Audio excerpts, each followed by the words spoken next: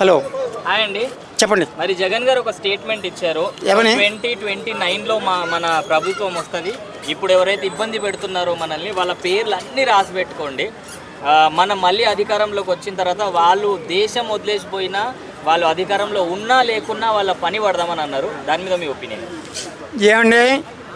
ఈయన పెట్టాడు పథకాలు పోల్డన్ని చంద్రబాబు నాయుడు గారు పెట్టి ఏదో లైన్ అన్నీ ఇవ్వగలిగాడా? ఎలా పోయాడు. అలాగే ఇంకా ఇప్పుడు ఈయన 190 పెడితే ఆయన 300 పెడతాడు, అప్పుడు గెలుస్తాడు. గెలిచేస్తే ఇలాగే ఒకరికొకరు కత్తులు నూరుకుని మనం ప్రజలను పాడు చేస్తామే, కానీ ఇందులో ఏంటండి ఆవేశం? సో మరి జగన్ గారు గెలుస్తారంటారు? గెలుస్తారంటే 190 చెప్తున్నాను, 100 పథకాలు పెట్టింది గెలిచాడు చంద్రబాబు నాయుడు గారు. 200 అంటాడు. ఇప్పుడు రేపొద్దున మనం పిచ్చోళ్ళు ఇలా వేస్తామేగా. గెలితే వాళ్ళు పగలాలు మళ్ళీ ఆల్సో సపోర్ట్ చేసుకుంటారు.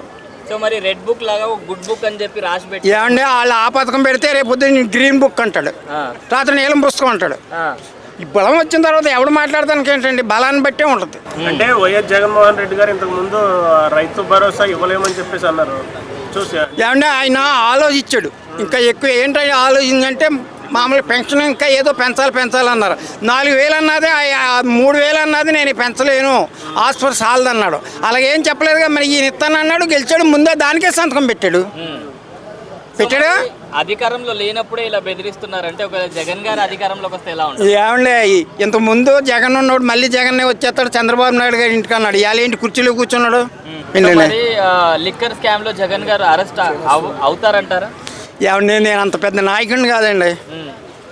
నేను ఆల్రెడీ వ్యవసాయం చేసుకునే రైతు పెట్టిన. ఏపీలో మద్యం రేటు తగ్గిస్తా అని చెప్పారు కదా, తగ్గించారా? ఏమన్నా తగ్గిస్తే బాగోలేదని వాళ్ళే చర్చ అసెంబ్లీలో పెడుతున్నారు. ఇప్పుడు తగ్గిస్తే గవర్నమెంట్కి ఆదాయం రాదని వాళ్ళే సస్పెండ్ పడుతున్నారని నేను పేపర్లో చదివా. తగ్గిస్తా అన్నారు కదా, ఏమండి తగ్గించాలని వాళ్ళకి గవర్నమెంట్ అండి, తగ్గిస్తే తగ్గించవచ్చు, రాతే వదిలేయచ్చు.